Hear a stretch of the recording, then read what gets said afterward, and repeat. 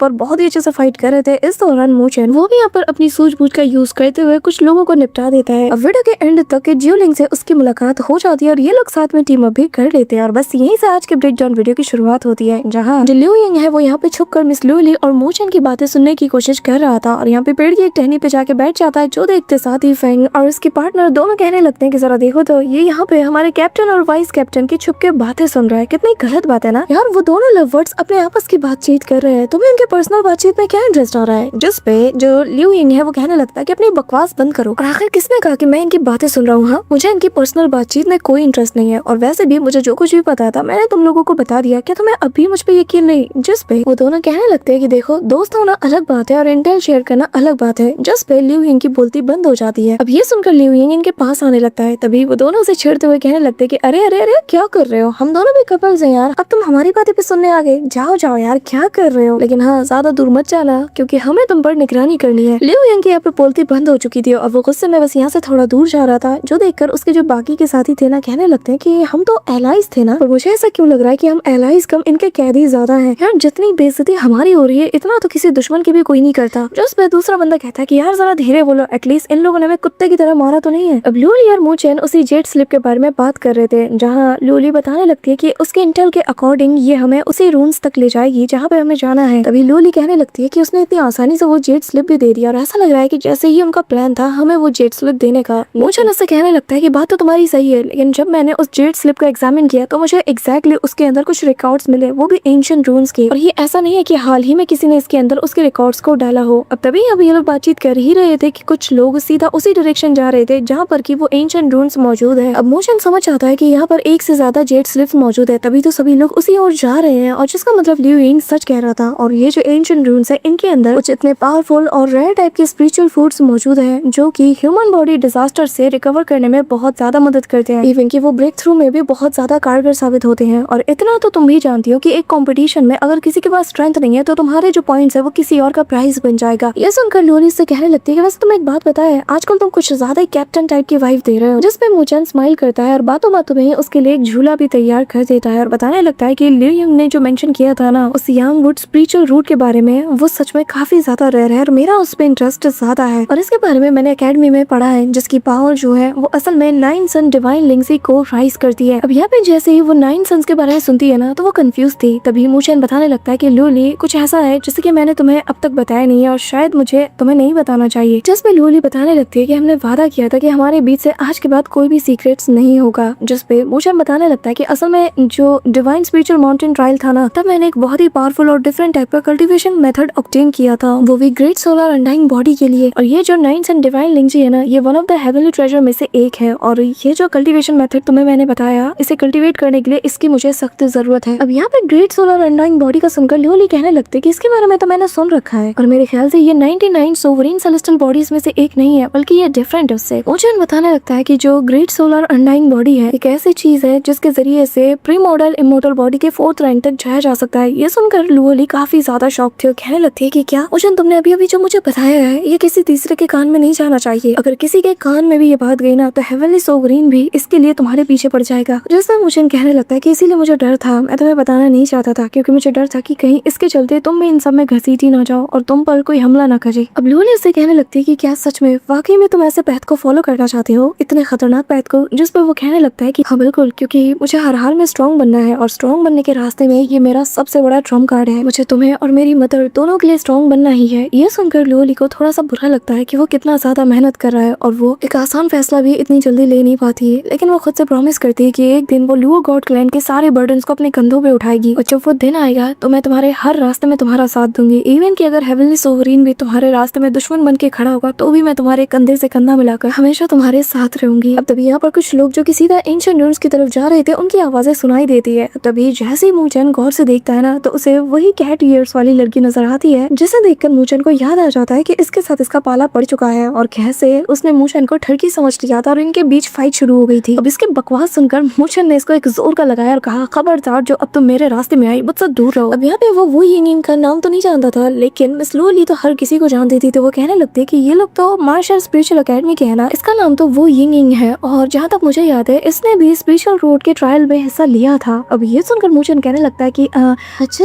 ऐसा है क्या, मुझे मुझे तो याद नहीं आ रहा है, हम यहाँ से जाते हैं, हम दूसरे रास्ते से जाएंगे, हमें इनके साथ जाने की जरूरत नहीं है। ये कहते हुए वो नीचे की ओर जंप करता है। लोली समझ आती है कि कुछ तो गड़बड़ है, अचानक से ये इतना वियर्ड एक्ट क्यों कर रहा है। तभी यहाँ पे जो मूशन है वो बात को बदलने की कोशिश करते हुए कहने लगता है कि ये जो यंग मास्टर है ना लियो, ये हमें लीड करेगा, क्यों है ना, क्योंकि अब हम लोग एंशिएंट रून्स की तरफ जा रहे हैं और हम जंगल के रास्ते से जाएंगे। मैं आगे जा रहा हूँ, तुम लोग मेरे पीछे आ जाओ। अब यहाँ पे ये कहते हुए वो आगे की ओर जाने लगता है। चलते चलते ना सभी लोग डार्क ओरिजिन फॉरेस्ट के करीब पहुंच जाते हैं और यहाँ के इस रून्स के बारे में कहा यह जाता है कि जो एक बार अंदर चला गया लौट के वापस नहीं आता। अब यहाँ पे हम वो इनको और उसकी टीममेट्स को देख पाते हैं और यहाँ पे सभी लोग यही बात कर रहे थे कि जिससे जो कुछ भी मिलेगा सबको उसमें थोड़ा थोड़ा शेयर मिलेगा, किसी का भी यहाँ पे कुछ भी नहीं है। अब तभी यहाँ पे सेंट स्पिरिचुअल एकेडमी समेत बाकी के कुछ लोग भी आ जाते हैं। तभी हम यहाँ पर जो तांग मेयर है, जो की मैरियट फीनिक्स स्पिरिचुअल एकेडमी की एक ह्यूमन बॉडी डिजास्टर की कल्टिवेटर है, वो यहाँ पे कहने लगते हैं कि हमें भूलना नहीं चाहिए कि जो सेंट स्पिरिचुअल एकेडमी है वो 5 ग्रेट एकेडमीज के बिल्कुल टॉप पे खड़ी है और मेरे ख्याल से रूल्स के बारे में तो सबसे अच्छे से तुम्हें ही पता होगा। तो क्यों ना तुम लोग एक बार क्लियर कर लो कि आखिर एसेंशियल रूल्स के लिए हम लोग आपस में कैसे कम्पीट करेंगे और किसको कितना शेयर मिलेगा। जो भी ट्रेजर यहाँ पे मिलेगा क्या वो उसे जाएगा जिसको ये मिला है, या फिर हमेशा की तरह सेंट स्पिरिचुअल एकेडमी सब कुछ अपने पास हड़प लेगी और किसी को कुछ भी नहीं देगी और अकेले ही रून्स के अंदर सर्च भी करेगी। ये कहते हुए वो अपने हंटर को बाहर निकाल लेती है। अब यहाँ पे तभी बाकी सारे लोगों के जो ग्रुप थे वो कहने लगते हैं कि ऐसा हो ही नहीं सकता, जो भी एंशिएंट रून्स के अंदर जाएगा उन्हें भी थोड़ा थोड़ा हिस्सा जरूर मिलेगा, हर कोई डिजर्व करता है, ये लोग सब कुछ नहीं हड़प सकते। अब यहाँ पे सभी लोग बातचीत कर रहे थे कि तभी मूचन और उसकी टीम भी पहुंच जाती है। अब तभी एक बंदा कहने लगता है कि हाँ बिल्कुल, इससे क्या फर्क पड़ता है कि तुमने स्पिरिचुअल एनर्जी डिजास्टर को पास कर लिया है, तुम ऐसे यहाँ पर दादागिरी नहीं दिखा सकते। तभी यहाँ पे मूचन फेंग को अपने पास बुलाता है और उसके कान में कुछ कहता है, जो सुनकर वो शॉक्ड था और सबकी नजर उसकी तरफ जाती है और फेंग कहने लगता है कि नहीं ऐसा कैसे हो सकता है, जिस पर मूचन कहता है कि हाँ बिल्कुल, अब तुम मजे करो और आज से तुम ही सारी कैप्टनगिरी दिखाओगे। अब ये कहते हुए मूचन उसे बेस्ट ऑफ लक कहता है और पीछे की ओर जाने लगता है, जो देखकर यहाँ पे वो जो लेडी थी ना यानी कि तांग मेयर, वो कहने लगते हैं कि क्या बात है, लगता है कि इन रून्स में कुछ ना कुछ तो खासियत है। तभी तो यहाँ पे हमें नॉर्दर्न स्पिरिचुअल एकेडमी भी दिखाई दे रही है, वो एकेडमी जो कि आज तक यहाँ तक कभी पहुंच भी नहीं पाई। मुझे लगा नहीं था कि एकेडमिक कंपटीशन में कभी मुझे इन लोगों का सामना भी करना पड़ेगा। ये कहते हुए वो अपने वेपन को हटा लेती है और कहने लगती है कि बताओ आखिर तुम में तुम्हारा कैप्टन कौन है। अब यहाँ पे ये सुनकर फेंग आगे आता है और अपना गला ठीक करते हुए कहता है कि हाँ बताइए, बिल्कुल मैं ही हूँ। ये सुनकर ना लियो यिंग पीछे मुड़कर मूचन की ओर देखता है, जो कि मिस लियोली के पीछे छिपा हुआ था। उसे समझ नहीं आ रहा था कि आखिर ये लोग कर क्या रहे हैं। गाइस, तुम में से जितने लोग मुझे स्टार्टिंग से फॉलो करते आ रहे हैं ना सीजन 2 के साथ, मैं पहले ही बता चुकी हूँ, ये लियो यिंग मेरा पूरा फेवरेट कैरेक्टर है, इवन कि मूचन से भी ज्यादा। मतलब कि इसकी जो कॉमिक टाइमिंग होती है ना बिल्कुल टॉप नॉच की होती है। लिटरली वो यहाँ पे मूचन को देख रहा है कि है तू कर क्या रहा है। अब यहाँ पे गाइस किसी ने मूचन को देखा भले ही ना हो, लेकिन मूचन का नाम पूरे के पूरे नॉर्दर्न हेवेंस के आसपास के इलाके में भी बहुत फेमस है। तो यहाँ पे तांग मेयर कहने लगते कि अच्छा तो तुम हो मूचन, बड़ा नाम सुना है तुम्हारा, तुम सच में एग्जिस्ट भी करते हो। और सच बता रही हूँ, बीते 2 सालों में मैंने तुम्हारा इतना नाम सुना है कि सुन सुन के मेरे कान पक चुके हैं। क्यानर तो हर वक्त बस तुम्हारा नाम मेंशन करती रहती है। अब यहाँ पे एक लड़की का नाम सुनकर जो फेंग है ना वो मूचन की तरफ टेढ़ी निगाहों से देखने लगता है कि भाई अब करूँ क्या, जिस पे वो उसे इशारा करता है और कहने लगता है कि बस अपनी लाइन बोल। जिस पे फेंग भी कहने लगता है कि हाँ जानता हूँ, अच्छा तो उसका नाम ये है। लेकिन तभी तांग मेयर ना मूचन को देख लेती है टेढ़ी निगाहों से और मूचन यहाँ पे बस बार-बार लियोली को देख रहा था कि कहीं ऐसा शक तो नहीं हुआ। अब यहाँ पे तांग मेयर को तो समझ आ चुका था कि आखिर मूचन कौन है, तो वो भी यहाँ पे चिल्लाते हुए कहते हैं कि हाँ बिल्कुल, तुम्हें पता है तुमने इसके साथ क्या किया है, न जाने तुम्हारा कौन सा बुखार चढ़ा है उसे कि जब से तुमसे मिली है तब से लेकर तुम्हारा 100 बार नाम लेती है हर दिन और तुम्हें वो ठीक से याद भी नहीं है। कितने अफसोस की बात है। यहाँ पे फेंग बहुत ज्यादा डर चुका था। वो मूचन की तरफ देखकर मन में कहता है कि यार कैप्टन यार क्या कर रहे हो, जल्दी कुछ करो, मुझे बचा लो वरना ये औरत यहाँ पे मुझे मार देगी। अब फेंग की पार्टनर भी मूचन को इशारा करती है कि जाओ और जाके उसे बचा लो वरना वो मारा जाएगा तुम्हारी जगह। तभी यहाँ पे तांग मेयर कहने लगते हैं कि तो कैप्टन मूचन ये बताइए कि आखिर ट्रेजर्स का कैसे बंटवारा किया जाए। जिस पे फेंग आगे आता है, गला ठीक करता है और वापस से कैप्टन कूल बनने की कोशिश करता है और कहता है ये तो सबको पता है कि हेवन एंड अर्थ के जो भी ट्रेजर्स हैं ये उसे ही मिलना चाहिए जिसने इसे सबसे पहले ढूंढा होगा। किस्मत पे छोड़ देते हैं, जिसको जो मिलेगा वो रख लेगा, कोई किसी से छीना झपटी नहीं करेगा। अब ये सुनकर सभी लोग कहने लगते हैं कि क्या बात है, नॉर्दर्न स्पिरिचुअल एकेडमी का कैप्टन तो बहुत ज्यादा माहिर है, उसे रूल्स का बहुत अच्छे से पता है सच में। अब यहाँ पे सभी लोग फेंग की तारीफें करते हैं, जिस पे जो तांग मेयर है वो कहने लगती है कि सेंट स्पिरिचुअल एकेडमी तो तुम लोग भी समझ गए होगे ना कि नॉर्दर्न हेवेंस ने भी अपनी पोजीशन क्लियर कर दी है और अब हम में से कोई भी तुम्हें तुम्हारी मनमानी करने नहीं देगा। अब सेंट स्पिरिचुअल एकेडमी का एक बंदा आगे आता है और कहने लगता है कि एक मामूली सा हेवनली फेज के लेट स्टेज का कल्टीवेटर हमसे कम्पीट करेगा, वो डिसाइड करेगा कि हमें क्या करना चाहिए क्या नहीं। अब ये कहते हुए वो अपनी ऑरा को रिलीज करता है, लेकिन वो इंग तभी बीच में एंट्री मारती है और सीधा आगे की ओर जाने लगती है। तभी यहाँ पे फेंग कहने लगता है कि हेवनली कंपटीशन स्टेज में क्या बुराई है, तुमने मूचन के बारे में नहीं सुना जिसने की एक ह्यूमन बॉडी डिजास्टर के एक्सपर्ट को बीच से स्ले कर दिया, यहाँ तक कि उसने किसी की मदद भी नहीं ली, अकेले अपने दम पर हेवनली कंप्लीटेशन स्टेज की कल्टीवेशन के साथ ही उसने ये काम कर दिखाया। अब ये सुनकर यहाँ पे जो इस ग्रुप का कैप्टन था ना, व्हाइट हेयर वाला बंदा, वो यहाँ अपने डिवाइन सेंस को एक झटके में यूज करता है और कहने लगता है कि अच्छा ऐसी बात है। और यहाँ पे वो ना बिल्कुल फेंग से डोमिनेट कर रहा था, उसे एकदम से चक्कर सा आ जाता है, कुछ फील नहीं हो पा रहा था। ये देखकर तो इस बंदे को भी अब शक हो जाता है कि कहीं ये वाकई में मूचन है भी कि नहीं। तो यहाँ पे वो अपने बंदे से कहता है कि जाओ जाके इसे जरा टेस्ट करो। वैसे भी सितारे अपने दम पे चमकते हैं, चांद की रोशनी को लेके नहीं। अगर ये वाकई में मूचन है तो इसे यहाँ पे मैरियट फीनिक्स स्पेशल एकेडमी के लोगों की क्या जरूरत है, ये अपने दम पे साबित कर सकता है कि आखिर ये क्या चीज है। अब यहाँ पे दो बंदे ना यहाँ पे फेंग का सामना करने के लिए आगे बढ़ रहे थे, जो देखकर फेंग थोड़ा पैनिक कर जाता है। तभी यहाँ पे मूचन अपनी पावर्स को गैदर करता है। यहाँ पे उसके बाकी टीममेट्स भी अपने अपने वेपन्स को निकालते हैं, बट इससे पहले कि कोई किसी के ऊपर हमला कर पाता तभी यहाँ पे वो यिंग सीधा इस बंदे के करीब पहुंच जाती है। और तभी व्हाइट हेयर वाला बंदा कहने लगता है कि क्या तुम यहाँ पे कुछ नहीं बोलोगी, वैसे भी तुम यहाँ पर मार्शल स्पेशल एकेडमी को रिप्रेजेंट करती हो। जिस पर वो कहने लगती है कि मुझे इस सब में नहीं पढ़ना, और ये कहते हुए वो रूम्स के अंदर चली जाती है। यहाँ पे वही इसका स्वैग अलग ही लेवल का था। अब जैसे ही वो चली जाती है ना, मूचन राहत की सांस लेता है और कहने लगता है कि चलो शुक्र है ये फाइनली चली गई। अब सेंट स्पिरिचुअल एकेडमी के दोनों बंदे अपने होली लाइट रेडिएंट का यूज करते हुए उसके ऊपर हमला कर देते हैं, जहाँ एक बंदा होली लाइट शैकल्स का यूज करते हुए चेन्स को समन कर लेता है और दूसरा बंदा भी उसका साथ देता है और दोनों मिलकर यहाँ पे फेंग के ऊपर हमला करते हैं। लेकिन तभी मूचन आता है, एक घुमा के ऐसा पंच मारता है ना कि भाई दोनों दूर छटक जाते हैं। और मूचन कहता है कि कैप्टन को परेशान करने की क्या जरूरत। अब तभी लूली एक दूसरे बंदे के पास पहुंच जाती है और कहने लगती है कि जब तुमने इतनी जहमत की है तो मुझे भी थोड़ा फेवर रिटर्न करने दो। और यहाँ पे एक स्लैश अटैक चला के वो मारती है। यहाँ पे दोनों बंदे उड़ते हुए ना सीधा अपने कैप्टन की तरफ जा गिरते हैं। तभी यहाँ पे इनके कैप्टन की सटक जाती है और वो यहाँ पर अपनी स्टार प्लकिंग जेड हैंड का यूज करता है, जहाँ पर एक जायंट से जो स्पिरिचुअल बॉल है उसे वो समन करते साथ ही लूली के ऊपर हमला कर देता है। यहाँ पे लूली अपनी जगह से टस से मस नहीं होती और मूचन हाथ साथ ही अपने लाइटनिंग गॉड्स हैंड का यूज करता है और ऐसा तगड़ा वाला पंच मारता है ना कि भाई एक सिंगल स्ट्राइक से इसके अटैक के ना वो धज्जियां उड़ा देता है। सभी लोग बात कर रहे थे कि ये तो हेवनली कंप्लीटेशन के लेट स्टेज पे और एक स्पिरिचुअल एनर्जी डिजास्टर एक्सपर्ट को ऐसे टक्कर दे रहा है। क्या बात है, सच में यार मानना पड़ेगा, इसकी फिजिकल बॉडी तो इस बंदे से फार स्ट्रॉन्गर है। अब सभी लोग यहाँ पर मूचन को जो फेंग का टीममेट समझ रहे थे, उसे क्या पता कि ये असली कैप्टन है। सभी लोग हैरान थे कि एक स्पिरिचुअल एनर्जी डिजास्टर के एक्सपर्ट को टक्कर देने के बाद भी इसे एक खरोच तक नहीं आई। इवन की यहाँ पे जो तांग मेयर है वो भी हैरान थी, कहने लगती है कि नॉर्थन हेवन का कोई बंदा इतना ज्यादा स्ट्रॉन्ग कैसे हो सकता है। अब यहाँ पे मूचन उस बंदे को उंगली दिखाते हुए कहने लगता है तुम्हारी पाम टेक्निक कमाल की थी, दोबारा ट्राई करना चाहोगे। अब इससे पहले कि ये लोग वापस फाइट करते हैं, यहाँ पर 3 रे ऑफ लाइट काफी तेजी से सर्च होती है, जिसका मतलब कि वो जो हेवनली ट्रेजर है वो अपीयर हो चुका है। सभी लोग रून्स की तरफ देखते हैं, लेकिन यहाँ पर जो मार्शल स्पेशल एकेडमी की वो यिंग है वो पहले जा चुकी थी। अब सभी को फिक्र हो रही थी कि कहीं उसे ना मिल जाए। अब यहाँ पे सभी लोग एक एक करके अंदर की ओर जाने लगते हैं। तो यहाँ पर सेंट स्पिरिचुअल एकेडमी के लोग भी जा रहे थे, लेकिन जाने से पहले कैप्टन मुड़ता है और मूचन को देखकर कहने लगता है कि तुम्हारा नाम क्या है। जिस पे मूचन बताता है कि मेरा नाम मू फेंग यांग है। जो सुनकर वो अंदर चला जाता है। अब यहाँ पे फेंग कहने लगता है कि तुम अभी भी एक्टिंग कर रहे हो, तुम्हें पता है ना मेरी जान खतरे में आ चुकी है। तभी यहाँ पे उसकी पार्टनर उसे धक्का देती है, कहने लगती है कि यार तुम कमाल के लग रहे थे एक्टिंग करते हुए, इसी बहाने तुम्हें कैप्टन बनने का मौका तो मिल गया। यहाँ पे लूली मूचन को आंखें दिखाती है और सवाल करती है कि आखिर ये अभी जो तुमने किया इसका मतलब क्या। जिस पे मूचन बात घुमा देता है और कहने लगता है कि बस आगे आगे देखो होता क्या है। अब सभी लोग अंदर जा रहे थे तो ये लोग भी अंदर जाने लगते हैं, जहाँ पे हम देख पाते हैं कि अभी से ही एंट्रेंस में ही सभी लोग आपस में भिड़ना शुरू कर देते हैं। यहाँ पे लिu यंग की टीम भी जा चुकी थी, लेकिन यहाँ पे गाइस जो लोग उड़ने की कोशिश कर रहे थे ना वो लोग उड़ नहीं पाते। ये देखकर सभी शॉक्ड थे। अब यहाँ पे जो मिस लुओली है वो कहने लगती है कि ये जो फॉरेस्ट है ये स्पिरिचुअल अरे से पूरी तरीके से कवर है, जिसका मतलब यहाँ पर कुछ फ्लाइट सप्रेशन अरे को लगाया गया होगा, जिसके चलते कोई भी यहाँ पर उड़ नहीं सकता। फिर तभी ये लोग डिसाइड करते हैं कि चाहे जो हो हमें आगे तो बढ़ना है और पैदल ही सही हम आगे बढ़ते रहेंगे। तभी मूचन कहने लगता है कि हमें जल्दबाजी करने की जरूरत नहीं है, हम धीरे धीरे आगे बढ़ेंगे और इन लोगों को ही पहले डिस्कवर करने देते हैं। वैसे भी वहाँ पे बहुत बड़ा खतरा जरूर होगा और ये मेरा पर्सनल एक्सपीरियंस है कि जहाँ पर ट्रेजर होता है वहाँ पर खतरा तो हमारा घात लगा के इंतजार करता ही है। अब तभी यहाँ पर हमें जंगल की गहराइयों में एक मिस्टीरियस फिगर को दिखाया जाता है, जो कि धीरे धीरे करके आगे बढ़ रहा था और जैसे एक पत्ते को अपने हाथ में लेता है ना उसे वो पूरी तरीके से डिस्ट्रॉय कर देता है। मतलब कि बस इस बंदे की कांटेक्ट में आने की वजह से वो जो पत्ता था वो डिस्ट्रॉय हो चुका था। और असल में इस बंदे का नाम जेन किंग है, जो कि असल में वुड स्पिरिचुअल एकेडमी का एक स्पिरिचुअल एनर्जी डिजास्टर एक्सपर्ट है। और वो यहाँ अपनी टेरिफाइंग सी पावर को अनलीश करते हुए कहने लगता है कि जड़ वही है जहाँ पर से ये शुरू होता है। तभी यहाँ पे हम कुछ लोगों को देख पाते हैं जो कि इस जंगल के अंदर मौजूद थे और यहाँ पर एक फ्लावर को जैसे ही वो टच करता है ना उसके अंदर से ब्लू कलर की मिस्ट बाहर आती है और अगले ही पल इस बंदे की बॉडी कम्प्लीटली नथिंगनेस में बदल जाती है। साथ ही तभी हमें एक लड़की को भी दिखाया जाता है जिसे कि कुछ टेंटिकल्स ने पकड़ लिया था, इसका मुंह बंद कर दिया था। वो भी यहाँ पर इस मिस्टीरियस फॉरेस्ट के अंदर मारी जाती है। एक पेड़ की जड़ उसे अपने अंदर अब्सॉर्ब कर लेता है और वो पूरी तरीके से विलुप्त हो जाती है। तभी यहाँ पे हमें कुछ और लोगों को भी दिखाया जाता है, जहाँ हम एक ऐसे लड़के को देख पाते हैं जो कि यहाँ पर चल रहा था, लेकिन तभी एक पेड़ की जड़ किसी टेंटिकल का शेप लेते हुए शार्प टेंटिकल की तरह उसके गले के आर पार हो जाती है। और ये सब कुछ कहीं ना कहीं ये बंदा कंट्रोल कर रहा था और यहाँ पर एक एक करके सभी को वो चुन चुन के मार रहा था। और फिर कहने लगता है कि जो लोग भी जल्दबाजी करेगा, डिस्ट्रक्शन की ओर बढ़ने की कोशिश करेगा, उसका अंजाम यही होगा। जबकि जितने लोग इस दौरान मारे जाएंगे उतने ही गिफ्ट्स मुझे नेचर की तरफ से प्रोवाइड किए जाएंगे। यहाँ पे इस बंदे की ताकत इतना ज्यादा इन्फ्लुएंस कर रही थी ना इस फॉरेस्ट के अंदर कि तुम सोच भी नहीं सकते। जहाँ कहीं भी जाओ इसका कोई ना कोई जासूस तो वहाँ मौजूद हो गई। और तभी ऐसे ही हम इसकी पूरी फौज को देख पाते हैं जो कि इसका कमांड सुनने के लिए यहाँ पर रेडी थी। और वो उन सभी से कहने लगता है कि चलो अब वक्त आ चुका है कि हम उसे जाके क्लेम करें। ऐसे भी इस बार के मेहमान कुछ ज्यादा ही खास है, हमें उनसे इंतजार नहीं कराना चाहिए। और ये बंदा वही, इसका लुक देखो, यहाँ पे ये पूरी टीम के साथ रवाना हो चुका था मूचन और उसके दोस्तों को मिटाने के लिए। अब यहाँ पे मूचन की टीम को देख पाते हैं जो कि फॉरेस्ट के अंदर एंटर तो हो चुके थे, लेकिन लुओली को आते साथ ही कुछ अजीब सा फील होता है। और वो बताने लगती है कि यहाँ पर ये जो खामोशी है ये मुझे कुछ चुभ रही है, मुझे कुछ ठीक नहीं लग रहा। जिसपे मूचन कहने लगता है कि हाँ, हमसे पहले काफी सारी टीम्स अंदर आई है लेकिन फिर भी इतना ज्यादा सन्नाटा, ऐसा लग रहा है कि जैसे यहाँ पर वो आए और यहाँ से कहीं गायब हो गए हैं। मुझे किसी की आहट तक फील नहीं हो रही। और जहाँ तक उन सबकी स्ट्रेंथ की बात की जाए, उनके पास इतनी ताकत तो है कि अगर उनके साथ कुछ होता है तो एटलीस्ट कुछ शोर शराबा तो होगा, ऐसे ही वो गायब थोड़ी हो जाएंगे। अब तभी लीविंग मूचन से कहने लगता है कि देखो मूचन, अगर तुम्हें पीछे रहने का शौक है तो तुम शौक से रह सकते हो, लेकिन मुझे दूसरों से पीछे रहने का कोई शौक नहीं है। तुम्हें अगर यहाँ पर गेस वर्क खेलना है तो खेलते रहो, मैं तो आगे जा रहा। अभी ये कहते हुए वो आगे चला जाता है। मूचन अपने दोस्तों से कहता है कि हमें केयरफुल रहना होगा, हर एक कदम फूंक फूंक के रखना। अब ये लोग आगे बढ़ जाते हैं। तभी यहाँ पे फैंग और उसकी पार्टनर को कुछ नजर आता है और जैसे वो लड़की नीचे झुकती है तो वो देखकर हैरान थी कि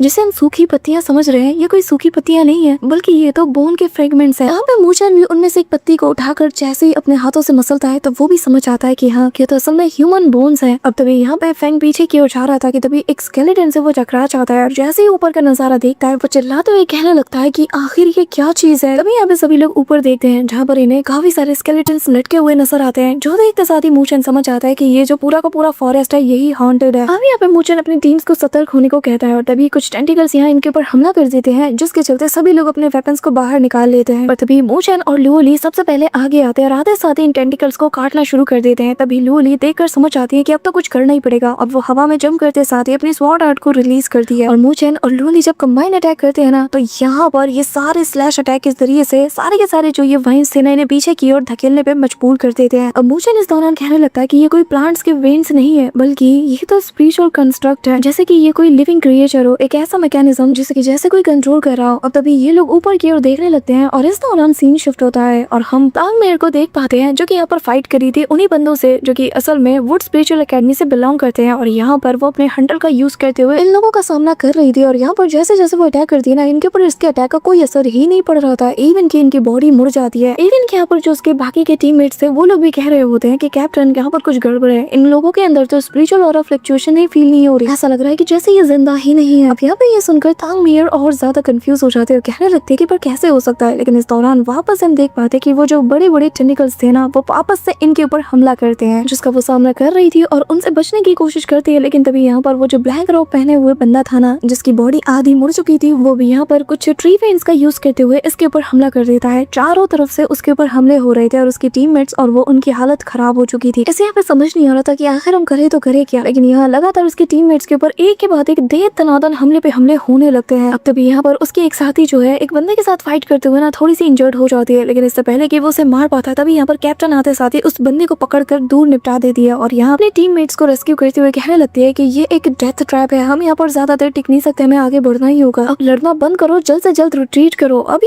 ये कहते हुए वो तेजी से अपनी टीममेट्स को जो कि इंजर्ड हो चुकी थी उसे लेकर फ्लाई करने की कोशिश करती है, लेकिन यहाँ पे वो उड़ नहीं पाती। तो यहाँ पे वो दौड़ना शुरू कर देती है और इस दौरान पीछे से काफी सारे लोग इनके पीछे पड़े थे। लेकिन यहाँ पे वो इंजर्ड लड़की अपने कैप्टन को बताने लगती है कि मुझे नहीं लगता कि ज्यादा वक्त है हमारे पास और ये जगह बहुत बहुत ज्यादा स्ट्रेंज है, हमें बहुत ज्यादा सतर्क रहना होगा। अब ये कहते हुए ये लोग आगे बढ़ ही रहे थे कि तभी भाई दो काफी नुकीले स्पेयर सीधा इनकी गर्दन की ओर एम करते हैं, लेकिन सही वक्त पर ये लोग डॉज कर जाते हैं और यहाँ पर ये दोनों शैडो फिगर्स यानी कि वही दो बंदे यहाँ पर इन दोनों के ऊपर हमला कर देते हैं। अकेली कैप्टन इनका सामना कर रही थी, जिसके चलते अब उसे अपने एक दोस्त को प्रोटेक्ट भी करना पड़ रहा था और उसके ऊपर ज्यादा बर्डन आ चुका था। अब इस दौरान पीछे से एक बंदा उसके हाथ के ऊपर हमला कर देता है। अब यहाँ पे अपनी कैप्टन और अपनी यंगर सिस्टर को इतना ज्यादा इंजर्ड देखकर वो लोग कहने लगते हैं कि सिस्टर क्या आप ठीक है, लेकिन इनके पास बातचीत का बिल्कुल भी वक्त नहीं था और ये लोग तेजी से यहाँ से स्किप करते हुए आगे की ओर बढ़ने लगते हैं। लेकिन इस दौरान ये टेंटिकल्स और ये जो दो फिगर्स थे ना ये लोग इनके पीछे हाथ धो के पड़ जाते हैं और जिसके चलते अब ये लोग एक ऐसी जगह पे फंस चुके थे, ना तो ये लोग वहाँ से आगे बढ़ सकते हैं ना ही पीछे हट सकते हैं और चारों तरफ टेंटिकल्स इन्हें घेर लेते हैं। ये देखकर जो मायर है, तांग मायर, वो कहने लगती है कि तुम लोगों को क्या लगता है कि हमारी मैरियट फिनिक्स इतनी ज्यादा कमजोर है कि तुम लोग उसे सप्रेस कर सकते हो, ऐसे बुली कर सकते हो? कभी नहीं। जिसके बाद वो निकालती है अपने उस हंटर को और तेजी से स्पिन कराते हुए यहाँ पे फिनिक्स की फ्लेम का यूज करती है और चारों तरफ आग लगाना शुरू कर देती है, जिसके चलते ये टेंटिकल्स जल के राख होने लगते हैं। और इवन की ये देखकर तो उन दोनों बंदों को भी पीछे हटना पड़ता है। जितने टेंटिकल्स जो कि अब तक इनके ऊपर हमला कर रहे थे, ये भी पूरी तरीके से निपट चुके थे। और यहाँ पर अगले ही पल वो लैंड करती है और देख पाती है कि फायर से उसकी बॉडी के अंदर जो हल्का सा पॉइजन इंजेक्ट हुआ था ना, उसने उसे तक बर्न कर दिया। यानी कि इन सारे टेंटिकल्स को हम आग से जलाकर दूर कर सकते हैं। और इस फॉरेस्ट में अगर हमें सर्वाइव करना है तो हमें हर हाल में आग का तो यूज करना ही होगा। अब यहाँ पे वो सभी को कहने लगती है कि एक बात ख्याल रहे, कोई भी यहाँ पर अपनी स्पिरिचुअल एनर्जी का यूज नहीं करेगा, क्योंकि जितना ज्यादा तुम इसे यूज करोगे उतना ही ज्यादा। अब तुम्हें यहाँ पे वो कुछ कह पाती है कि तभी किसी के हंसने की आवाज आती है और वो इमीडिएटली उस तरफ देखने लगती है और यहाँ उसे कोई नजर नहीं आ रहा था। चारों तरफ बस घनघोर अंधेरा था और यहाँ पर ये जो क्रीपी से फॉरेस्ट थे, इन्होंने ही बस इन्हें कवर करके रखा था। तभी वो जो मिस्टीरियस सा फिगर था वो कहने लगता है कि अच्छा तो ये तुम थी, तो बताओ आखिर तुम कैसी हो? अब तभी सेंट स्पिरिचुअल एकेडमी का वो जो कैप्टन है ना, वो आ जाता है। रात साथ ही कहने लगता है कि कैप्टन मेयर, तो बताओ तुम ही थी ना जो कि रूल्स को जानना चाहती थी, तो क्या तुम मुझसे रूल्स सीखना चाहोगी? अब यहाँ इसके सारे चेहरे चपाटे भी इनको घेर चुके थे, विच मीन्स की गाइस अब नेक्स्ट ब्रेकडाउन वीडियो में काफी ज्यादा फाइट तुम्हें देखने को मिलने वाली है और प्रोबेबली 90% तुम्हें फाइट्स देखने को मिलेगी। और जो अब तक फाउंडेशन बिल्ड होता हुआ आ रहा है ना इस आर्क का, उसका जो असली मजा है वो तो तुम्हें नेक्स्ट वीडियो से देखने को मिल जाएगी। और हाँ, बहुत ही धूम धड़ाके की फाइट होगी गाइस। इवन की मूचैन और सेंट स्पिरिचुअल एकेडमी का वो जो कैप्टन है ना, उनकी अधूरी फाइट को भी हम कंटिन्यू करने वाले हैं। और ये जो डिवाइन स्पिरिचुअल फ्रूट है, इसके पीछे भी बहुत ही तगड़ी वाली डार्क स्टोरी है जो कि नेक्स्ट वीडियो में ही रिवील होगी। सो गाइस, इसी सीन और सस्पेंस के साथ आज का ये ब्रेकडाउन वीडियो यहीं पे एंड होता है। और अगर तुम वीडियो को यहाँ तक देख रहे हो तो मेक श्योर कि तुम वीडियो को लाइक करके चैनल को सब्सक्राइब जरूर कर रहे हो। तो मिलते हैं तुमसे नेक्स्ट ब्रेकडाउन वीडियो के साथ, तब तक के लिए बाय।